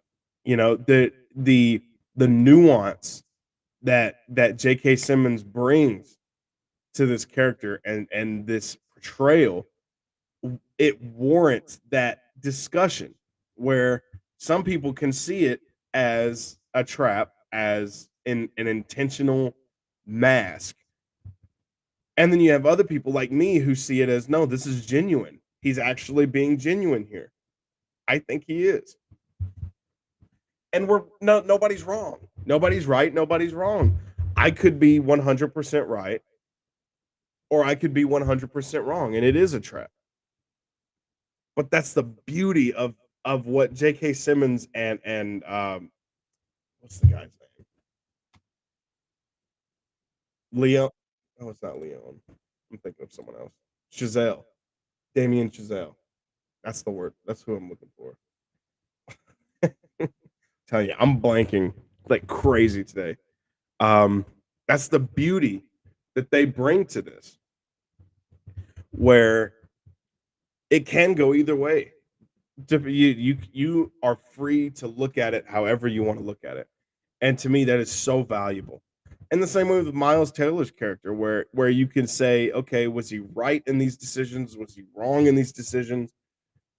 Is this just him being obsessive, or is this him being dedicated and loyal? What is this? Is this him just wanting to be the best at what he can be, or is this ego? What is this? And there's so many layers to it that you could sit and dissect and discuss these characters all day long. And I certainly have thought about it all day, every day, just about. Like I said, I've quoted this movie almost every day since I watched it. Um, and yeah, it's fantastic. There's some crazy moments that again, someone who doesn't allow things to be spoiled. There's some moments here that genuinely caught me off guard. That I was like, wow, I didn't see the film going there. Really cool. I loved this movie. It's perfect. I don't call a movie perfect very often because most of the time, even if it's a movie that is a perfect movie to me, because there's different metrics, you know. There are movies that I think are actually perfect, and then there are movies that are perfect to me, where they're what exactly what I wanted. That's one that I think is just actually perfect. And again, that nuance, maybe someone else disagrees, but it doesn't seem like very many because it's a very highly regarded film. All right, next up, this is the last of my old films, and then we'll talk about the two new movies that I watched. So this one right here, and like I said, talking about nuance and character, this one right here, again, masterclass, and that is Martin Scorsese again, the king of comedy. You want to talk about perfect movies? This one's a perfect movie as well. There is nothing wrong with this film. Robert De Niro turns in a career-defining performance for any other actor. But the funny thing is it's Robert De Niro, and he's just that good all the time. Not all the time. There's some stinkers in there. I mean, Stardust was my least favorite of the month. He was the best part still, but he's one of those actors where a film like this would have. I guess I need to point the other way. A film like this would have absolutely made another actor, a lesser actor. This would be a magnum opus for that other actor. But for De Niro, it's just yeah, chalk another one up. That's another one for the books, you know. And it's incredible. This guy's career is incredible. Like I said, it's Mel Gibson on top for me, number one. Robert De Niro is second, where he's so high on that list. And this was a first time watch for me. I watched again, this was a very early in February. I watched this probably not as early as Whiplash. I'm telling you, I think I watched Whiplash. It was like February 1st or 2nd. It's like whichever one is that weekend. I watched it. Let me see. So it'd have been like this yeah, first or second that I watched Whiplash. King of Comedy was probably that next week. I watched it very early. And this is one of the movies of the month, kind of like I said with Whiplash, where I haven't stopped thinking about this movie. It's it's flawless in every way. And I talked about Scorsese, where Mean Streets was, you know, a lesser Scorsese film. This is a top Scorsese film. When I did updated my Scorsese ranking, I haven't seen all of his films because he's got like in the 20s or something like that. I haven't watched all of them, but because they're not available for free. Uh, let's just be honest. So I haven't seen all of them, so I don't know for sure. But this one I think is second. I think I have this second place, but it's technically tied for first on my Scorsese ranking, and it's up there with Goodfellas, where it's just a movie that. Hold up, my hair is going crazy. I like wearing the headband because I don't like wearing a hat all the time. A hat, and actually, it's kind of I showered, but I wore a hat, and so my hair is all weird right now. Um, but yeah, this is Scorsese in top form. This is tied for first place in my Scorsese ranking. Spoilers for whenever that happens one day. Whenever I whenever I finally catch all of his films free on streaming, or when I finally sit down to spend a week to watch The Irishman. It's like 3.5 hours long, man. Um, but yeah, this movie's I don't even know what to say about this movie. It's perfect. I guess I can give you a quick synopsis. So you have Robert De Niro's character, who's an aspiring comic, aspiring comedian, and he adores his favorite comedian is Jerry Lewis's character. Who's a late night host, and the film follows Robert De Niro as he gets his big break, for lack of better terms. And I'm not gonna say anything else about it. It's flawless. You watch Scorsese or you watch De Niro completely embody this character in a way that is it's flawless. I don't know what else to say about it. Watch this movie. It's on Hulu right now. Go watch it.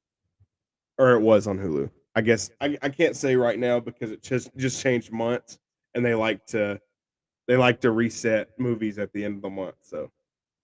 Uh so maybe it's not there anymore. If it's not, I'm sorry. I forget that we're in March already. All right. Now, what you've all been waiting for, the new releases. Now, I want to preface this by saying this. Put this headband back in. I want to preface this before it's just two movies, but I still gonna do them in order of favorite. I changed my order yesterday, I think, because after some time sitting with these films, my opinions on them have changed a little bit. I'm gonna dive deeper into these. I'm gonna spoil both of these movies. These are the movies I'm gonna spoil. So if you haven't seen either of these two movies, when this comes up, you can either just mute it and ignore me talking about it, or you can go watch them. And or you can cut this video off and go watch them, then come back. That's what I meant to say. I'm telling you, I don't know what's happening today. But yeah, I'm gonna spoil these. I'm talking details. And so, first up, oh yeah, I want to say this too. I knew I was forgetting something. I want to preface too. There are some movies that come out in February that I considered throwing them in because I watched them after. I watched them this past weekend, which was March, and I was like, well, I just go ahead and squeeze it onto the February ranking because it's technically a February movie, so But ultimately, I said, no, I'm just going to count the movies I actually watched in February. So the other February releases that I caught this past weekend will be on my March ranking. So there's a few. So if you're going like, "Whoa, you didn't watch this film?" I did. I did watch it. There's a few on that should be on the February one that I just didn't catch in the month of February. You'll see them on March. So don't worry if you were worried at all. All right. First up, this one I'm telling you, there's only two, but I swapped the order that I had these in. This one was first of the two, not of the year. This was first of the two originally, but I changed it after time. It sat differently. So in last place for February new releases that I watched in the month of February, that is Argyle. Of the two movies, this one is last place. Look, I thoroughly, thoroughly enjoyed Argyle. It's a lot of fun. You have uh, Sam Rockwell's character. I'm just gonna get that out of the way. Sam Rockwell is 10 out of 10 in this movie. He's perfect. His performance is so good. It's so funny, and he just brings so much charisma to this movie that without him, this movie it would technically it already is last place. It would be lower last place. He absolutely is the best part. Um, all around, I think the performances are good. Sam Rockwell excluded. Everyone's good. Sam Rockwell is fantastic, but everyone else is good. Um, the action here is fun. There's a few scenes. There's one in particular. I mean, the action is par for the course. I mean, it's a Matthew Vaughn film. Obviously, you know he come out. He did the Kingsman and all three Kingsman movies, and the action in those movies is superb. It's some of the when you hear people talk about the best action of from the 2010s and on, you'll hear Matthew Vaughn come up because the Kingsman they especially the first one. Although I'm not going to spoil it, my ranking for Matthew Vaughn because that's going to be this week. Um, it's not my favorite of his films. The first one is definitely it's I that church scene is iconic, and that's kind of it became his staple where it's like, oh, he did the church scene, in Kingsman. I can't wait to see the rest of his action. You know, everybody goes to his films to see his action now. And look, this film, it while I don't think it's as good as Kingsman, there's a lot of Kingsman elements in it in more ways than one. Um, and like I said, I'm gonna spoil this movie. So I told you if you're watching this right now, you haven't seen this, I'm telling you, I'm spoiling it. So basically, the plot here follows Bryce Dallas Howard's character, who she's an author, and she has a successful series where called Argyle, where she is writing about this spy, Henry Cavill,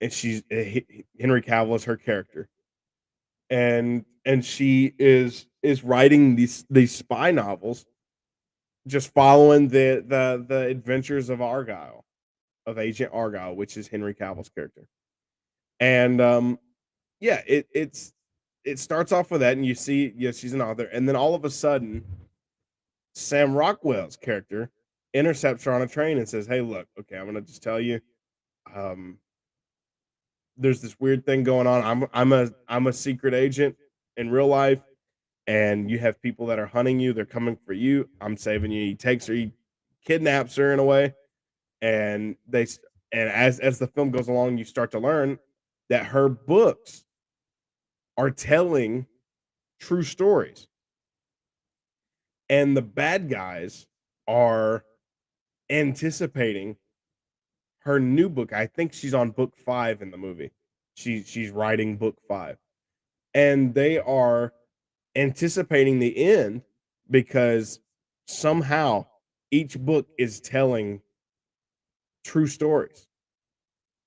And so the end of her newest book, they're wanting to hear what it is because it's going to unlock this mystery that they've been searching for, this treasure in a way that they're looking for, which it's not really a treasure by the end of it, but you find out that they're looking for this file that is hidden somewhere, and her books somehow have been telling the story. And so you follow that, and there's a lot of mystery and who's telling the truth, who's lying, stuff like that, and who's the good guy, who's the bad guy. And the twist, you find out later on that, and again, spoiler, that the books are true. And Bryce Dallas Howard is Agent Argyle, and she's been writing about herself.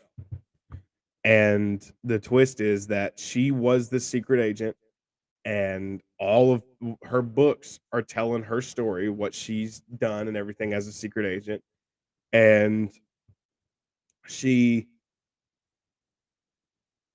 had an accident where she suffered memory loss from her accident, and the villains, the secret organization, swoops in and they're like, okay, she's forgotten everything. Let's build this fake reality for her, and get her to tell us where that file is. And so that's the big twist of the film, is that her parents, her friends, everybody is actually this secret organization just pretending, and they've built this world around her. These books, they're best-selling books, but they're actually just about her. She's telling her story and she doesn't even know it. And so that's the twist. And you find out, okay, um Rockwell and everyone has been her partner forever. And you have the other partner, which that's another twist that is telegraphed from the beginning. It's from the very beginning. It's telegraphed. I mean, the opening scene, it was like, yeah, that's that character's coming back. Uh, um, it's a decent twist, Yeah, she's the author and she's been writing about herself and yada yada. And you get this crazy action sequence on this boat where she has fully embraced her true identity. She's fully embraced it. She's back as her. And you think for a second they kind of bait and switch you, make you think, oh, is she evil? Is she turned? She's not turning. She's still a good guy. And her and Sam Rockwell break out of the enemy's hands together. And so there's two major action sequences. You have the one with the smoke, which you see a glimpse of in the trailer, which is fantastic. That scene was golden. I loved it. Where they've got all this colorful smoke they've thrown out to throw off the bad guys, and they just run out guns blazing. And it kind of reminded me of like a James Gunn Suicide Squad with Harley Quinn, where she's dancing and there's flowers and stuff, and everything is just a dance to her. That's kind of what you get here, where there's this kind of this sexy salsa dance, couples dance going on in the middle of it, but they're shooting people and they're killing people as they do it. But it's really just them falling in love. And I don't remember what song is playing, but it's like this cutesy, lovey song, and the smoke is forming hearts the the sky, not really the sky, in the air. And it's so much fun. It's a blast. I was laughing super hard. It's really funny. And I just had so much fun with that scene. And then it's directly followed up by the second major action sequence of the film, where the whole time you find out that they've been telling her that that Bryce Dallas Howard's accident was an ice skating accident, that she was an ice skater. She had a crash and lost her memory. And so you get to the end where there's the shootout happening, and some drums get punctured and oil spills out all over the floor, and it's just coated the whole floor. And Bryce Dallas Howard looks over at Sam Rockwell and says, "Hey, was that story about me as an ice skater, is that true?" And he says, "Yeah, you were really good. That was actually a real thing." And so she creates some makeshift ice skates out of the bayonets on these weapons, the knives on the end of these weapons. And she does a makeshift ice skates on the bottom of her boots. And and what follows is her ice skating over this oil, and she skates out and she's killing all these guys skating around this room. And that one, it's while it's fun in concept and it starts off fun and like, oh, this is interesting, this is new. That one starts to go way too far. Where I was like, okay, dial this one back. It's got some wonky CG because and I think it's her movement. She's going so fast that it looks off because she's zooming around the room and she's just stab, slice, kick, punch, shoot, slice, stab, and she's going so fast and she's doing like ice skating moves where she starts spinning super fast like you see these ice skaters, and it doesn't look right. It looks off. Where when we were watching it, I was like, okay, this is kind of funny. This is kind of unique, but we're stretching it. Where the scene before was tastefully done, where there was yeah, you have smoke hearts and they're dancing and they're shooting and stuff and all that, and it's so goofy and everything. But it's grounded in a little bit in the action that they're doing. The shooting and stuff is other outside of just being a dance and everything and working out perfect for that. It's grounded a little bit in what she's doing and what they're doing. In this one where she's skating around, it kind of looks a little bit ridiculous. Where I was like, okay, maybe that should have been dialed back slightly. Um, but yeah, that's the two major action sequences here. The first one is fantastic. The second one went a little too far for me, for my taste. And look, that's just me. Maybe everyone else sees it. And actually, I think I'm gonna abandon that and start. I think that can be said about the entire movie. That's my takeaway for this entire film is that it goes too far. Where I think this film is completely unrestrained, where it's Matthew Vaughn going balls to the wall, and part of me appreciates that. I like it. I like somebody who's just willing to full send it and make something just bonkers and crazy. At the same time, a little bit of restraint goes a very long way, which is the same thing I said for Beekeeper with David Ayer, where my main two problems was one that I felt like it was chopped up where it felt like all of the fluff was cut and you get just the action left over. And I think it was a detriment because you don't see the plot. You don't get to see the plot. So to replace it, they have these characters just telling you what's happened. That was problem number one. Problem number two was that it goes too far where they it starts off as just this money scam, these guys running this scam agency that steal all this old woman's money, and Jason Statham goes to tear them down. And by the end of the movie, he's taking on the president at the White House, and he's taking out the Secret Service and all these hitmen they hired, and he's going through and he shoots the president's son, and it goes so far. And that's what I said about Beekeeper. Was like, I think they needed to dial it back. Anytime you start introducing the White House and all they're going after the president, it always it's almost without fail. It's an element that's like, mm, you're taking it too far. You're getting a little too overblown. And that's how I feel with Argyle in almost every way, where everything could have been dialed back a bit. And I think this film would have been so much better. Dial back the absurdity. I mean, it's the oil scene. Take for instance that oil scene. What I instantly thought of when that oil's all over the ground and she starts putting the blades on the bottom of her shoes, I instantly was reminded of the transporter, where all that oil's on the ground and Statham kicks the pedals off the bike and he uses it to walk. in the oil, and then he just kicks, and he just, works his magic, taking out all these guys because they're slipping and falling, and he was able just to walk out in the oil, and he slicks himself up first, and then he just walks out there, and he's just kicking everybody and taking everybody out while they're slipping and falling. And I immediately thought of that, and I was like, okay, cool. This is going to be a cool callback to that, a reference to that. And she started skating, and I was like, okay, yeah, that's a way to bring this element in. And then it just goes so far where she's moving super fast and she's doing things that it doesn't look natural and everything. It's just like, and the CG is where it really got me. Where to me, it looked fake. It looked fake. It looked absurd, and it was like dial that back.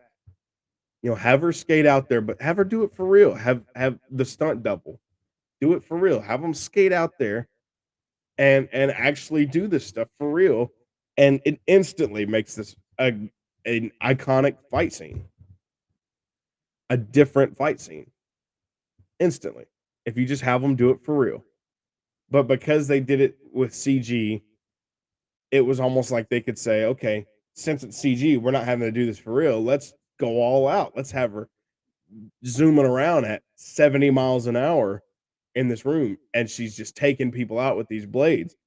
It gets ridiculous, and that was my main thing with the whole film. And then you get the ending and the ending fight, and the villain just stands there holding this music box. She just stands there holding this music box and watches them fight. And even when you know that it's not gonna work and she should have abandoned ship, like, oh wow, this isn't working. I need to take matters into my own hands. Bow, kill them both. She stands there, and she stands there and dies. So that's my main. While there's some great elements here, and actually the CG is something I can criticize for the whole thing. The opening scene with where you're watching her book play out with Henry Cavill and Dua Lipa driving the Jeep over the rooftops, and John Cena snatching her off the or Henry Cavill driving the Jeep over the rooftops, and John Cena snatching Dua Lipa off the bike and everything. It looks fake. Or when Sam Rockwell grabs Bryce Dallas and they parachute off the train, it looks terrible. Dropping when he drops the cat down onto the little in the mattress thing where they have it set up to escape, and they jump down and the cat flies up into the screen. You've seen it in the trailer. It looks terrible. The CG here looks bad, and some restraint, doing things practically. Where it's like obviously the parachuting out of the train would have been hard to do. This isn't Mission Impossible. So make the opening scene mostly practical with just CG touch ups. The ending scene mostly practical with some CG touch ups, and then give the CG budget to that parachuting scene, or just dial everything, and you've dialed everything back so you don't really need the CG so much. And you've instantly made this a better movie for me. Fix the CG, dial everything back, and this movie is so much better. And then you get the end credit scene, which yes, there's an end credit scene. Again, I'm spoiling everything. I've already spoiled the whole movie. And this end credit scene's a twist. And you have it shows this bar, and you have these characters talking. And the twist is that it takes place in the Kingsman universe. Wow. And Matthew Vaughn's talked about how because there's a book, Argyle, that is written by the character in the movie, Bryce Dallas Howard's character. There's an actual book, you can buy it and read it, written by the character in the movie. So there as isn't a real world. I mean, there is, but there's not a credited real world author. It's the credited author is this character in the movie. And Matthew Vaughn has said where the book is book one, the movie Argyle that you're seeing on screen here is book four. I don't know what any of this means, Matthew. I don't know what any of this means. So I don't there's just some weird stuff. Like I said, the CG is a negative. The way too overblown in scope is a negative, and that the ending, the end credit, the implications with it, whether the Kingsman tie-in is really weird, where it's like, huh, how exactly is this a Kingsman film? And then the book thing, it's really weird. Um, Overall, I did like the movie. I had a lot of fun with it. But the more I've sat with it, the more it's gone down, which is why I said originally I had this in first place, and that's since changed. It's flipped because there's just some things that it's too weird for me. So yeah, that's Argyle, and I'm gonna go really fast on this next one because I have to leave to if I'm gonna catch my movie. I gotta go watch I gotta go watch Driveway Dolls, and so I have about 15 minutes that I can talk about Lisa Frankenstein, which is next up. Lisa Frankenstein. This is interestingly enough, this is Zelda Williams directed, which is Robin Williams' daughter. Cool enough. Robin Williams was a massive figure for me as a kid. He was in everything that I watched. And so Robin Williams' death is one of the few celebrity deaths where it I felt it. I felt Robin Williams' death. And I think I was 12 or 13 when he died. I don't remember when he died. He died I want to say he died in like 2013 or so. I could be 2012 or 2013. I don't remember for sure. Anyways, I really felt his death. Um, that was a sidebar, and I can't be doing that. I gotta be hurrying.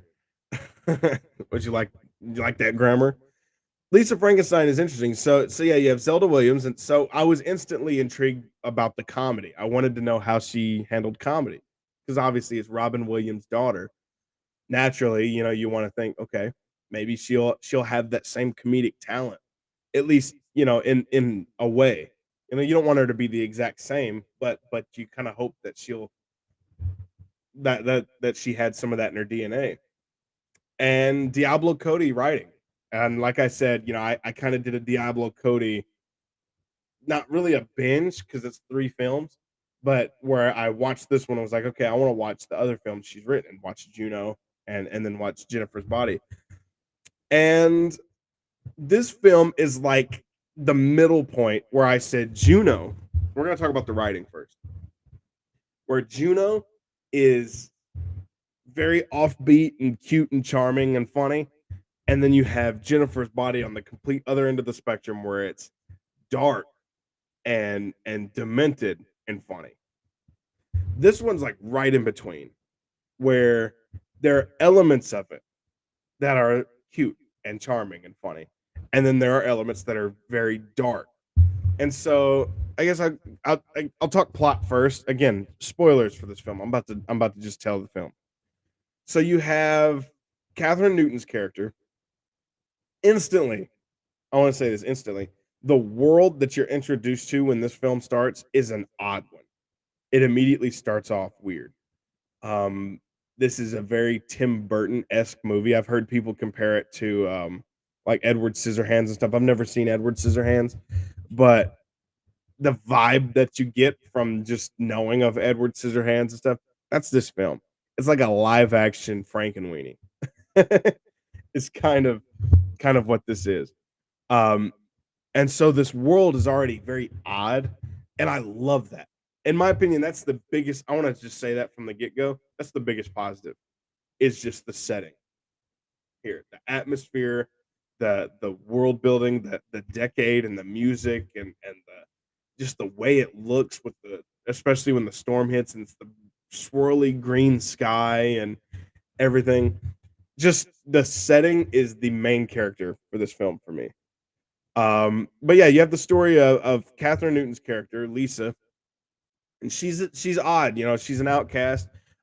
She is victim to a tragedy where this masked killer broke into her home, killed her mom, and left her. And so she was found. She gets, her dad marries another woman, and which I can't think of the actress's name right now. I'm telling you, I'm blanking like crazy right now. But he marries another woman who has a daughter, and so she inherits a stepmom and a stepsister. And again, I talked about nuance. There's a lot of nuance here where it would be very easy to just put these characters in a box, give them a label, and that's what they are. Specifically with the stepsister, but what they do interesting here is you have a character like the stepsister who she's the popular cheerleader. Very easily could have been a Mean Girls type of character where she's like a Regina George, where she's mean, she's hateful, she's popular, and it's all gone to her head. She thinks she thinks she's the best thing to walk the earth, but she's not. She's actually very sweet, and she's a little bit self-absorbed, but she cares about Lisa, and she cares about how Lisa's doing, and how she feels, and like who she likes, and how she fits in and stuff, and so she very much cares. She cares about how she looks, and how she dresses. She wants to help. She's always wanting to help, and there's a lot of nuance there. The characters here are great. I mean, the parents are kind of one dimension. You have the stepmom who's like the evil stepmom, and the stepdad who's completely clueless and to everything that's going on. And Lisa's nuanced, where she's the quirky, offbeat, character that's just in her own world. She does all things her own way, and but so you've seen those characters before, but in here there's a dark side to her from the get go, where she doesn't just one day wake up and she's like, "Oh, let's start killing people." She's already got a little bit of that darkness in her from her tragedy, and then just from the way people treat her and perceive her and everything. And so there's nuance to these characters from the get go. That's another great positive. Anyway, so you have Lisa Frankenstein. She's weird. She doesn't fit in, and one of her things that she likes doing is there's this cemetery that's this local cemetery. It's notorious in the town, and she likes to go there and hang out.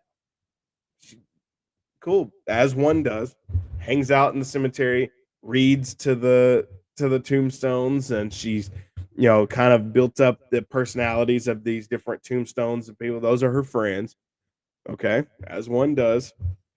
And after a crazy night, as she goes to a party and she gets spiked, she gets drugged, and she's tripping, and some a little bit of sexual assault happens, and she just decides she's gonna walk home, and she takes the shortcut and goes to the cemetery, and she's all out of it, and she goes up, and she's got this one grave in particular, and I don't remember his name, but it's Cole Sprouse's grave.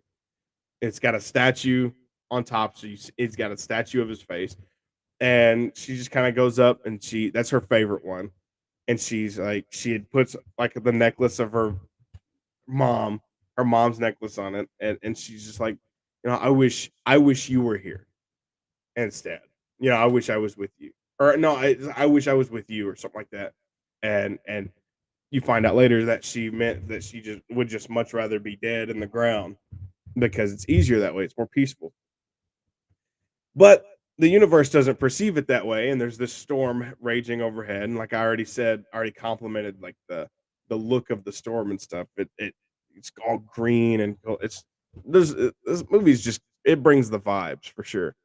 Um, and yeah, she goes home that night, crashes, and guess what?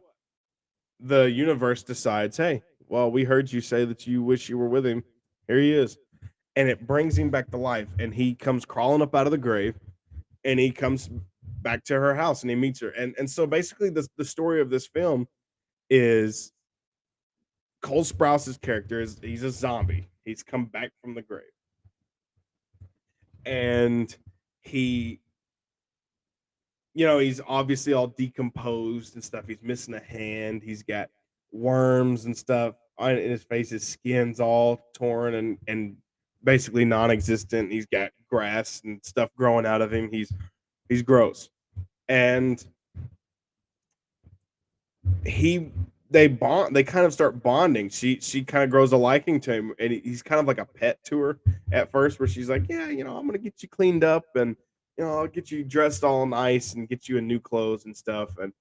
And so he kind of grows protective over her, and you have this scene where her and her stepmom fight, and he comes out of the closet, boom, kills her, kills the stepmom, and she immediately, instead of what did you do? Oh no, what are we gonna do? Instead, she starts with that, like, you just killed my stepmom, and she's like, sweet, let's go bury her. Like I said, she's got that dark side already.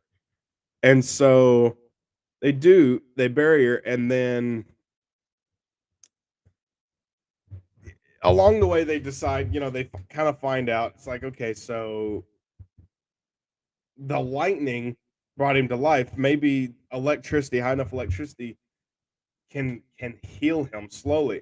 And so they start they she it sets it up early on that they have this tanning bed that you gotta watch out because it'll shock you. And so it's like, well, turn it on max, lay in this tanning bed, and I'm gonna heal you little by little. And she does. And so that becomes the plot of the film, where it's like, okay, you have a missing hand, let's get you a hand, kill this kid, boom, take the hand, sew it on, lay in the tanning bed, shock you, and you come out and your hand works. And so it becomes like that, and little by little, he's starting to become more full. He's becoming more and more human again. His skin's becoming more intact.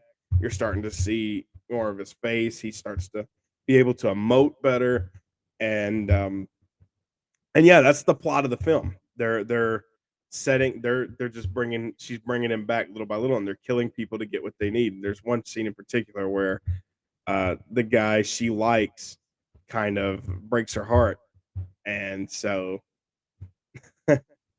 he there's a scene where it's kind of building up where she wants to sleep with this guy as her first. She's a virgin, and she just wants to just get it over with, and she wants to do it with the guy that she likes. And Cole Sprouse's zombie character, he's like, I want it to be me, and he's struggling in the equipment area. And so, two birds, one stone. She's upset because the guy she likes has broke her heart. He comes in, chop, and he adds the equipment. And that's the best scene. That's one of the funniest scenes in the whole movie. I was laughing pretty good. Um, and it's a quirky movie.